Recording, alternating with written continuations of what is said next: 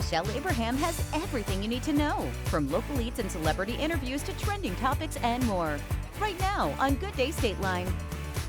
Hi, and welcome to Good Day Stateline. It's Wednesday, May 22nd. We're kicking things off tonight with a special Insta-Chat brought to you by Beloit Health System. The host of Jeopardy Masters, Ken Jennings, is here. Hey, Ken, how are you? Hi, Michelle. Happy to be here. Yeah, we're so excited to talk to you tonight. Jeopardy Masters Season 2 comes to an end with James, Yogesh, and Victoria competing as the final three. Now, are these the final three contestants you predicted when this series started? You know, we had 6 amazing players in this tournament. Amy Schneider has a 40-game streak in her Jeopardy history. They all have amazing resumes.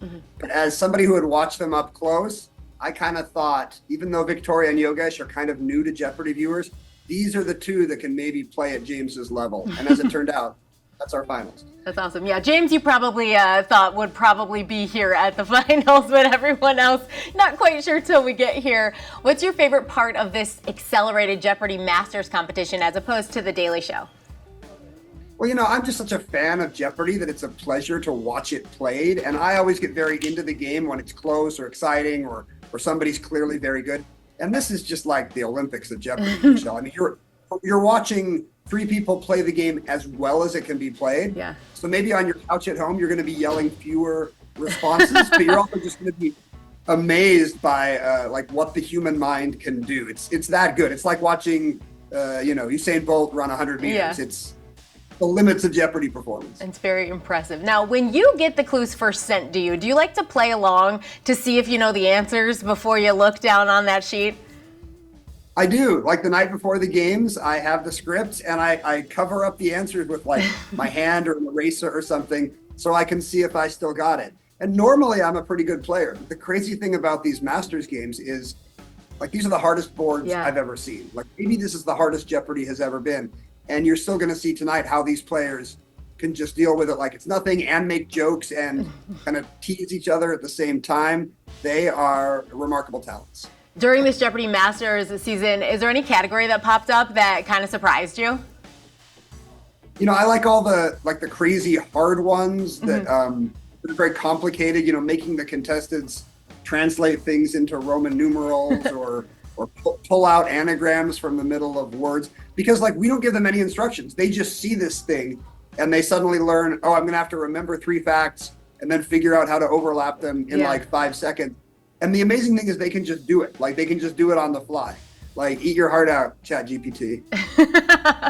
All right, so I have a question for you as the host. Reading the clues seems really difficult. There's some big words in there sometimes, maybe something you haven't seen that many times. How do you make sure that when you read the clue that the clue is flawless? It's a lot of pressure, you know, because you're on stage with 3 very smart people, so you don't want to look like a dummy, but also you don't want to affect the outcome of the game. You know, you want to read it in such a way that all the nuances are clear to all 3 players and the home audience. Yeah. They know what they're getting into. And it just means a lot of practice, like making sure you spend hours with the games. Alex used to come in and do it early in the morning. He was an early riser. Yeah. I'm not such a morning person, so I tend to look at them the night before. And it's a lot of, you know, hitting specialty dictionaries and trying to learn good Romanian pronunciation and all the rest. You want to make sure you get everything right. Yeah, it's stressful. Now, do you find yourself speaking in the form of a question when you're not on the Jeopardy set? That does happen sometimes, like in other kinds of trivia contests. You know, you go to a high school quiz ball or you go to bar trivia and somebody will just get like in such a, their head will be in a weird place and they'll be like, what is Slovenia? And they'll forget they don't have to do it They there. don't have to answer quite like that. Wow. Well, Ken, we But, really... I have to be very strict about that on Jeopardy. Yeah, we really appreciate you taking time with us tonight. One more tiny thing before we go. Do you know anything about this pop culture Jeopardy that is coming to us soon? I do. It's going to be streaming on Amazon, and we are looking for great pop culture Jeopardy players. The amazing thing here is it has to be teams of 3. This is going to be Team Jeopardy. So we're looking for amazing trios of pop culture knowledge and Jeopardy ability. So if that's you, hit us up.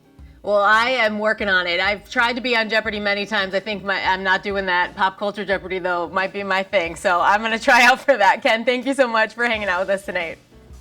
Thanks. Good luck. The Jeopardy Masters finals are tonight on our sister station, WTVO. We'll be right back with Tim Mahoney.